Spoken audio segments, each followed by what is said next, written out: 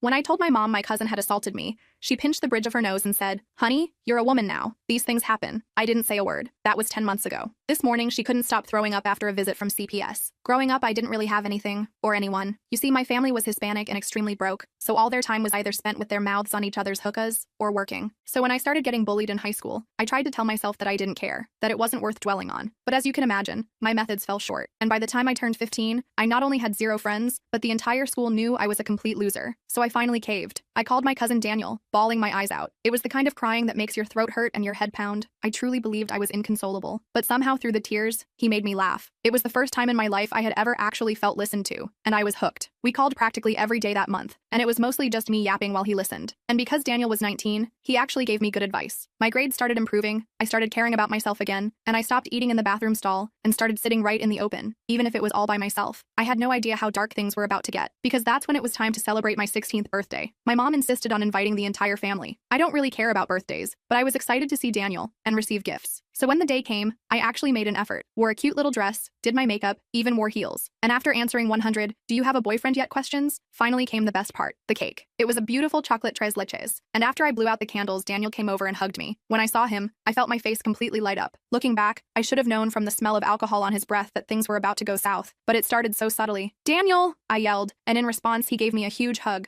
I noticed it lasted longer than I thought it would, with his hands wrapped around my waist, but he was drunk as hell, so I just brushed it off. I was probably just being sensitive, right? But as the night progressed, I found myself mentally repeating that phrase over and over. Every time he found excuses to stand close enough that I could feel the heat of him against my arm, every time his fingers would brush my leg under the table and he'd pretend it was an accident. But then his excuses ran out. I had gone to grab a sweater from my bedroom. I didn't even have time to shut the door before he was there, pressing into the frame like he owned the place, like I owed him something for breathing the same air. He trapped me against the wall with his body, close enough I could smell the tobacco on his breath. I froze. Every survival instinct I had screamed not to move, not to fight, because if I made it worse, if I made a scene, somehow it would be my fault. But that's when his lips pressed against mine, and his hands traveled down my back. My survival instinct kicked in, and I screamed like a banshee, before kicking him right in the nards. As he stumbled backwards, I ran out and immediately dragged my mom outside to tell her what happened. I expected her to get mad, say that wasn't right, give me a hug, anything. But instead, she just sighed and pinched the bridge of her nose. "Honey, you're a woman now. These things happen," she said, as if it was the most obvious thing in the world. My mouth filled with saliva as my stomach twisted. Soon, I was vomiting back out the tres leches into the toilet bowl, and that's how I spent my 16th birthday curled up on the cold bathroom floor with the door locked. I only came out when I heard Daniel's voice saying goodbye. By that point, it was 2 a.m., so I just went to sleep. Or tried to, anyway. The moment was replaying in my head so much that I could barely relax. I don't know why I brought it up to my mom again the next morning, but I did. And this time, she told me something even worse. Apparently, Daniel's sister was about to give birth, so he was going to move in with us soon to make room for the baby. And I guess she saw the shock on my face because that's when she reminded me that the best thing to do is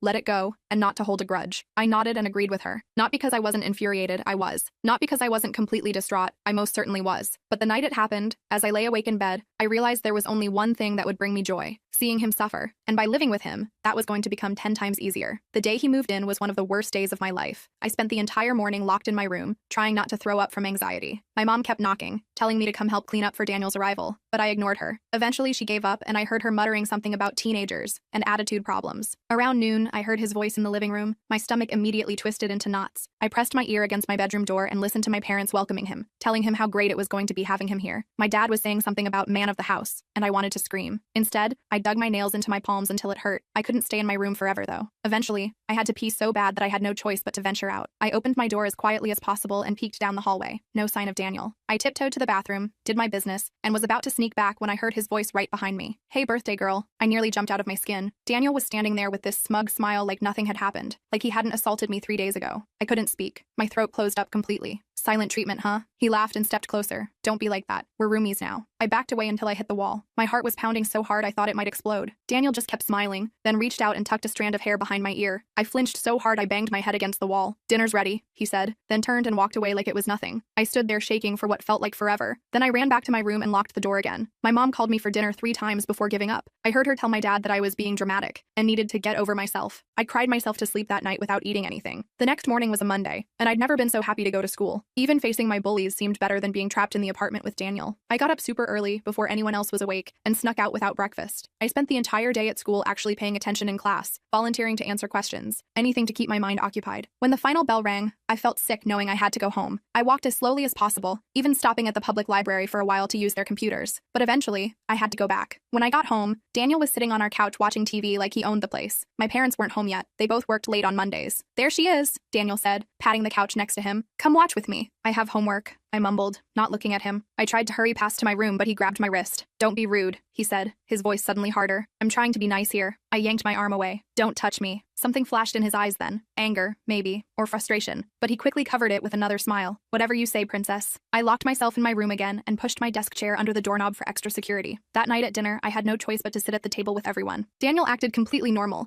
telling my parents about his new job at some warehouse and how he was saving up for community college. They ate it up, telling him how proud they were. I just pushed food around my plate and tried to be invisible. After dinner, my mom pulled me aside in the kitchen. "What's wrong with you?" she whispered harshly. "You're being so rude to Daniel. He's family." "Nothing's wrong," I said, staring at the floor. "I'm just tired." "Well, snap out of it. He's doing us a favor by paying rent. The least you can do is be civil." I nodded, not trusting myself to speak without screaming. That's when I realized no one was going to help me. If I wanted justice, I'd have to get it myself. The next day at school, I went to the library during lunch and started researching. I looked up stuff about assault and what happens to people who commit it. Most of what I found was depressing. So many cases where nothing happened to the perpetrator. But I also found stories about people who got revenge in different ways. Some went public, some gathered evidence, some found creative ways to make their abusers suffer. That's when I decided to start documenting everything. I created a password-protected document on my school Google account and began recording every interaction with Daniel, every creepy thing he said or did, with dates and times. I wasn't sure what I'd do with this information yet, but it felt good to have a purpose. I also started carrying my phone everywhere, with the voice memo app ready to record at a moment's notice. And I bought a cheap doorstopper with my lunch money to wedge under my bedroom door at night. Small steps, but they made me feel slightly less helpless. For the next week, I maintained this careful distance from Daniel. I'd leave early for school, come home late, and stay locked in my room whenever possible. But Daniel was getting frustrated with my avoidance tactics. He started accidentally bumping into me in the hallway, or walking in on me in the bathroom because he didn't know I was in there. Each time, I documented it in my file. Then came the night that changed everything. My parents were both working late shifts, and I was alone in the apartment with Daniel. I'd been hiding in my room with the door locked and the chair propped against it, trying to focus on homework. Around 9 p.m., I heard Daniel's footsteps in the hallway, then a knock on my door. "Go away," I called out, trying to sound braver than I felt. "I ordered pizza," he said through the door. "Come eat before it gets cold." "I'm not hungry." "Don't be like that. I'm trying to be nice here. Make peace." I didn't respond. After a minute, his footsteps retreated. I thought that was the end of it, but about 20 minutes later, I smelled smoke. I opened my door cautiously and saw smoke coming from the kitchen. I ran out to find Daniel standing there with a burning pan, looking helpless. "I tried to heat up the pizza in the oven," he said, coughing. "I guess I set the temperature too high." I pushed past him and turned off the oven, then grabbed a towel to fan away the smoke. "Are you trying to burn the place down?" I snapped. He shrugged. "Just trying to be helpful. Not my fault this piece of crap oven doesn't work right." I rolled my eyes and started cleaning up the mess. That's when I realized his accident had forced me out of my room. I turned to go back, but Daniel was blocking the hallway. "Since you're out here, might as well eat something," he said, gesturing to the pizza box on the counter. The pizza inside was untouched. He'd only put one slice in the oven. My stomach growled traitorously. I hadn't eaten dinner yet, and the pizza smelled good. "Fine," I said, grabbing a slice and a paper towel, "but I'm taking it to my room." "Always hiding." Daniel sighed dramatically. "What are you so afraid of?" I stared at him in disbelief. "Are you serious right now?" He stepped closer, and I immediately stepped back. "I was drunk on your birthday," he said, his voice suddenly softer. "I made a mistake. Can't we move past it?" "A mistake?" I repeated, my voice rising. "You followed me to my room and assaulted me." "Assaulted?" He laughed. "Don't be so dramatic. It was just a kiss." I felt rage building inside me like I'd never experienced before. "You pinned me against a wall and put your hands all over me. I'm your cousin. I'm 16. Daniel's face changed then. The fake friendliness disappeared, replaced by something cold. "Be careful throwing around accusations like that," he said quietly. "No one's going to believe you anyway. Your mom already thinks you're making it up for attention." My hands were shaking so hard I dropped the pizza. "Get out of my way," I whispered. "Or what?" he challenged, stepping even closer. That's when I remembered my phone in my pocket. I'd been recording the whole conversation. I pulled it out and held it up. "Or I'll show everyone this recording of you admitting what you did." Daniel's eyes widened, then narrowed. He lunged for my phone, but I was faster. I ducked under his arm and ran for the front door. I didn't have shoes on, or a jacket, but I didn't care. I just ran down the apartment stairs and out into the night, not stopping until I reached the convenience store 3 blocks away. I stood there in the fluorescent lights, breathing hard, checking my phone to make sure the recording had saved. It had. I played it back, hearing Daniel's voice clearly admitting he'd kissed me, seeing the timestamp. It wasn't a full confession, but it was something. Evidence. The cashier was giving me weird looks, probably because I was in pajama pants with no shoes, so I bought a cheap coffee and sat at the plastic table in the corner,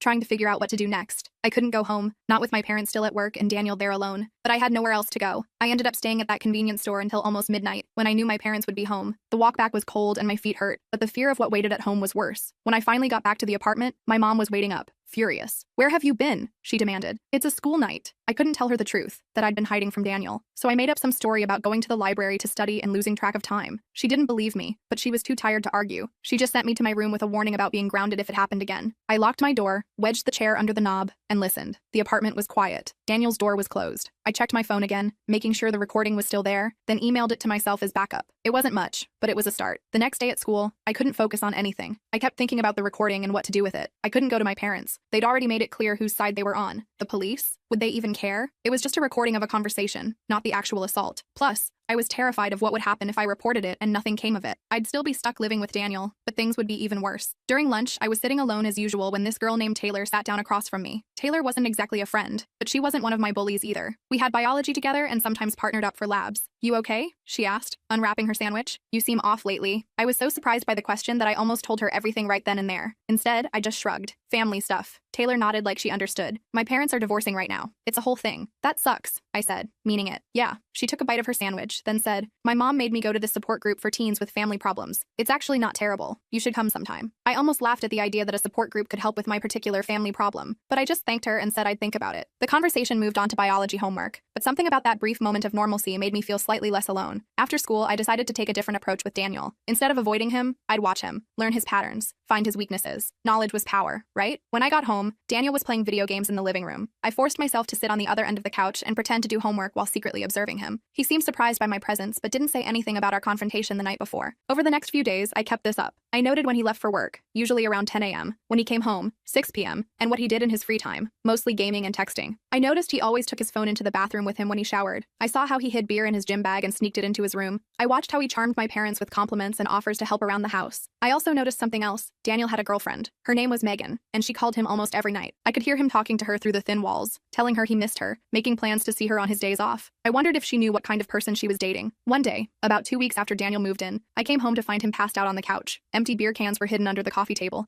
and his phone was just sitting there on the armrest, unlocked. My parents wouldn't be home for hours. It was the perfect opportunity. I hesitated for only a second before grabbing his phone. My heart was pounding as I quickly scrolled through his messages. Most were boring. Work stuff, conversations with friends about video games, flirty texts with Megan. But then I found a conversation with someone named William that made my blood run cold. "William, how's life with the fam?" "Daniel, boring AF. Except for my little cousin William, the one you told me about at the party." "Daniel, yeah, she's been playing hard to get, but she'll come around." "William, dude, that's messed up. She's your cousin." "Daniel, step-cousin, no blood. Besides, she wants it, just playing games." I felt sick reading it, but I forced myself to take screenshots of the entire conversation and email them to myself. Then I carefully put the phone back exactly where I found it and retreated to my room, my mind racing. The screenshots were even better evidence than my recording. Daniel was basically admitting to his friend that he was pursuing me, his underage cousin. And the step-cousin thing was a complete lie. We were definitely blood-related. I added the screenshots to my growing file of evidence. That night, I couldn't sleep. I kept thinking about what Daniel had said, that I would come around eventually. The idea that he was just waiting for another opportunity made me feel like I was living with a ticking bomb. I needed to do something soon. The next day was Saturday, and my parents were both working overtime shifts. I'd be alone with Daniel all day. The thought terrified me, but I also saw it as an opportunity. I decided to set a trap. I waited until Daniel was in the shower, then quickly went to his room. I knew exactly what I was looking for, the beer he kept hidden in his gym bag. I found 6 cans and took 3, hiding them in my room. Then I went to the kitchen and started making breakfast loudly, making sure he'd know I was up and around. When Daniel came out of the bathroom, he seemed surprised to see me cooking. "Making enough for 2?" he asked, leaning against the counter too close to me. "Sure," I said, forcing myself to sound casual. "I'm making eggs and toast. Want some?" He looked suspicious but nodded. I served up 2 plates and sat at the table across from him. I could feel his eyes on me as I ate, wondering what I was up to. "So," I said, trying to sound natural, "I've been thinking about what you said, about moving past what happened on my birthday." Daniel's eyebrows shot up. "Yeah?" I nodded, not looking at him directly. "I mean, we're stuck living together, right? Might as well try to get along." A slow smile spread across his face. Exactly what I've been saying. After breakfast, I suggested watching a movie. Daniel eagerly agreed, probably thinking his creepy plan was working. I put on some action movie neither of us really cared about and sat on the opposite end of the couch from him. Throughout the movie, I pretended to warm up to him, laughing at his jokes, gradually sitting closer. "Want a beer?" I asked during a slow part of the movie. "I know where my dad hides them." Daniel looked impressed. "Look at you, breaking rules." "Sure." I went to my room and grabbed the beers I'd taken from his stash, then brought them back. I opened one for him and pretended to take a sip of mine,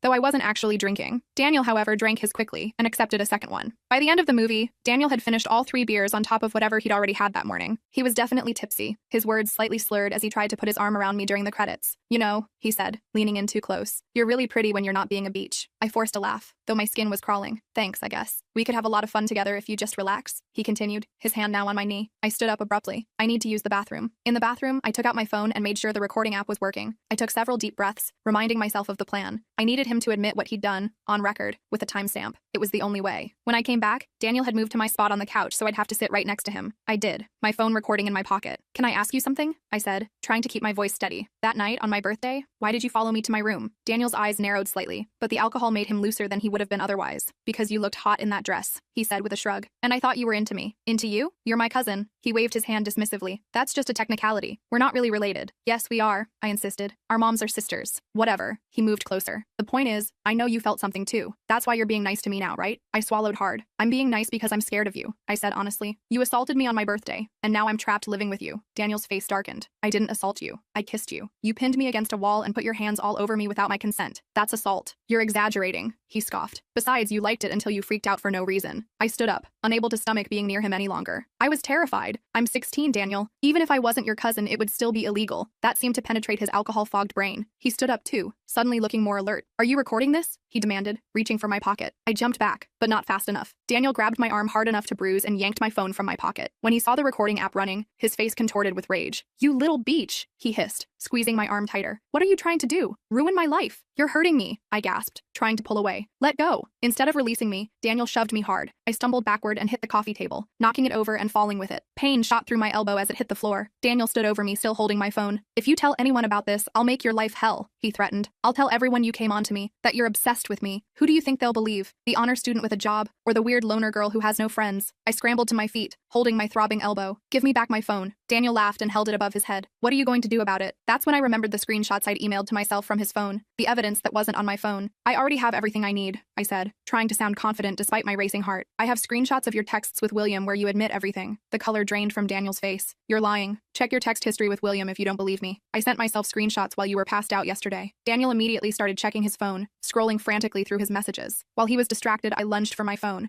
managing to knock it out of his hand. It clattered to the floor, and we both dove for it. I got there first, snatching it up and running for the door. I didn't stop running until I reached the park 3 blocks away. My elbow was throbbing, and I could feel bruises forming on my arm where Daniel had grabbed me, but I had my phone. The recording was still going, having captured everything: his admission about kissing me, his threat, the sound of him shoving me. It wasn't a full confession, but combined with the screenshots and my previous recording, it was building a case. I sat on a park bench, shaking with adrenaline and fear. I couldn't go home, not with Daniel there and my parents still at work. But I couldn't stay at the park forever either. I needed help, real help, from someone who would actually believe me. That's when I remembered what Taylor had said about the support group for teens with family problems. I didn't have the details, but I did have Taylor's number from a group project. With trembling fingers, I called her. "Hey," I said when she answered, my voice cracking. "Remember that support group you mentioned? Is it meeting today?" There was a pause. Then Taylor said, "Yeah, actually, in like an hour." "Why? Are you okay? You sound weird." "I'm not okay," I admitted, starting to cry. "I need help. Can you tell me where the group meets?" Taylor gave me the address. It was at a community center about a mile away, and offered to meet me there. I thanked her and hung up, then checked my phone battery. It was at 20%, but that should be enough to get me through the next few hours. I carefully saved the recording, emailed it to myself like the others, then started walking toward the community center. I had no idea if this support group would actually help me, but I knew one thing for certain. I couldn't keep living like this. Something had to change, and soon.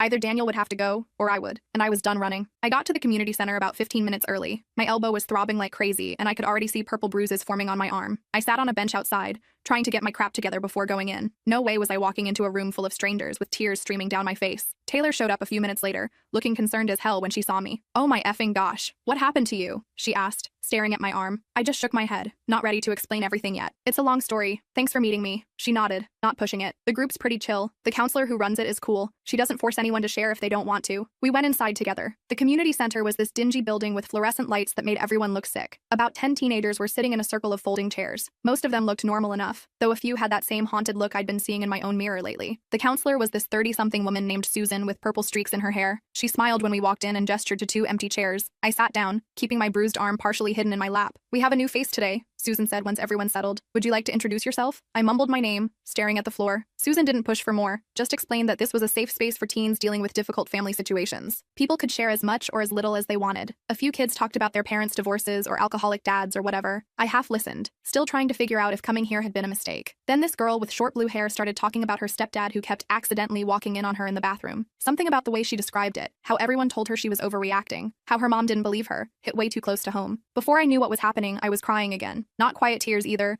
but full-on ugly sobbing that made everyone stare at me. Susan quickly handed me a box of tissues. "Would you like to share what's going on?" she asked gently. And suddenly, I did. I wanted to tell someone, anyone, who might actually believe me. So I started talking. I told them about Daniel, about what happened at my birthday party, about him moving in, about the recording and screenshots, about what had happened that morning. I showed them the bruises on my arm. I even played a short clip from the recording where Daniel admitted to kissing me. When I finished, the room was dead silent. Then Susan asked, "Have you told your parents about this?" My mom knows. She told me to get over it because these things happen when you're a woman. Several people in the circle made disgusted noises. The blue-haired girl muttered, "That's effed up," under her breath. Susan's face got really serious. "What you're describing is intimate assault and now physical assault as well. As a mandated reporter, I'm required to report this to the authorities." My stomach dropped. "No, please don't. My parents will kill me." "I understand you're scared," Susan said, "but you're in danger living with this person, and you're a minor. This isn't something you should have to handle alone." I started panicking. But what if they don't believe me? What if they send me back home and things get worse? "That's why the recordings and screenshots are so important," Susan explained. "They're evidence. And those bruises on your arm are fresh evidence too." She asked if I'd be willing to talk to a police officer and a social worker. I was terrified but also desperate, so I eventually agreed. Susan stepped out to make some calls while Taylor sat with me. The blue-haired girl, whose name was Jamie, came over too. "My mom didn't believe me either," Jamie said quietly, "but things got better after I told someone at school. I'm staying with my aunt now." That gave me a tiny spark of hope. Maybe there was a way out of this nightmare. About 30 minutes later, a female police officer named Officer Mary arrived with a social worker named Sarah. They took me to a private room where I showed them all my evidence, the recordings, the screenshots, the bruises. I answered what felt like a million questions. When was the first incident? Had there been other physical contact? Did I feel safe going home? To that last question, I finally admitted the truth. "No, I'm scared of what he'll do when he finds out I came here." Sarah, the social worker,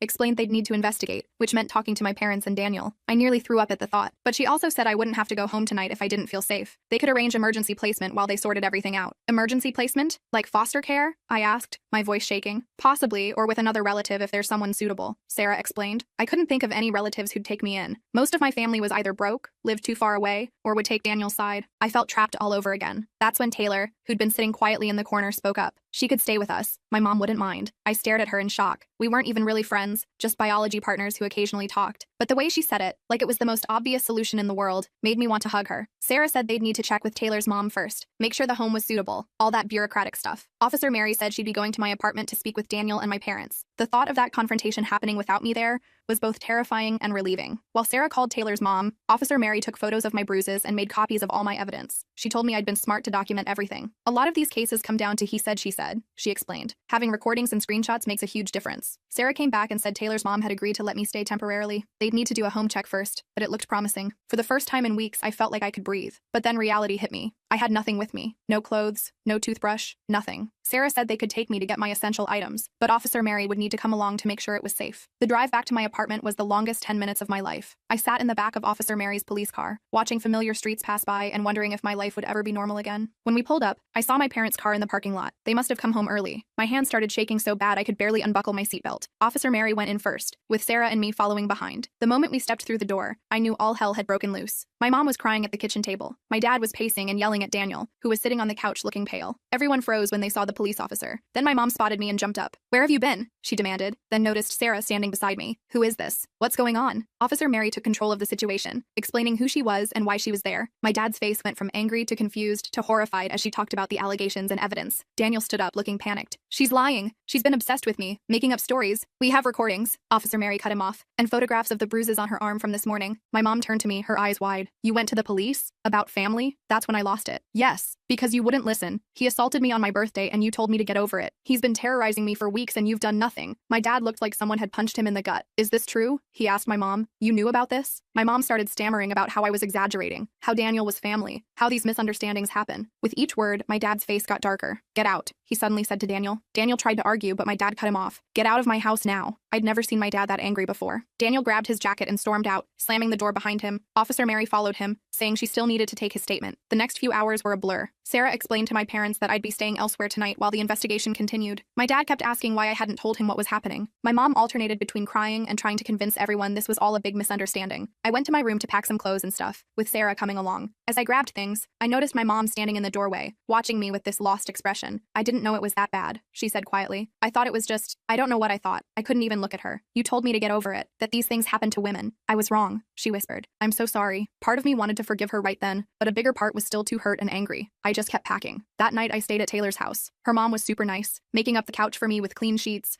and even lending me a pair of pajamas that were way too big. Taylor and I stayed up late talking, not just about Daniel, but about school and music and normal teenage stuff. It felt surreal to be having a regular conversation after everything that had happened. The next few weeks were a roller coaster. I gave an official statement at the police station. Daniel was charged with SA of a minor and physical assault. My parents were investigated by Child Protective Services. I started seeing a therapist twice a week. I stayed with Taylor for almost 2 weeks before moving back home. By then, Daniel was long gone. My dad had made sure of that. My mom was different too, quieter, more careful around me, like she was walking on eggshells. She started coming to therapy with me sometimes, trying to understand how badly she'd failed me. The case against Daniel moved slowly through the legal system. I had to tell my story over and over to different people, detectives, prosecutors, victim advocates. It was exhausting, but each time it got a little easier. The evidence I'd collected made a huge difference. Without it, it really would have been my word against his. School was weird too. Somehow, rumors about what happened got out, but instead of making things worse, it actually stopped a lot of the bullying. People looked at me differently, not with pity exactly, but with a kind of respect. Like I wasn't just the poor Hispanic girl with no friends anymore, but someone who had stood up for herself. Taylor introduced me to her friend group, and gradually, I started having actual friends. Real ones who texted me just to check in and saved me seats at lunch. Jamie from the support group became a friend too. We had different experiences, but understood each other in a way most people couldn't. 6 months later, Daniel took a plea deal rather than go to trial. He got probation and had to register as an intimacy offender. Part of me was angry he didn't get jail time, but mostly I was just relieved it was over and that he was officially labeled as what he was, a predator. My relationship with my parents is still complicated. My dad and I are closer now. He's made real efforts to be more present, even cutting back his work hours. My mom, that's harder. She's trying, but I haven't fully forgiven her yet. Maybe someday. The nightmares haven't completely stopped. I still flinch sometimes when people touch me unexpectedly, but I'm not that terrified girl hiding in her bedroom anymore. I found my voice and I'm never going to be silent again.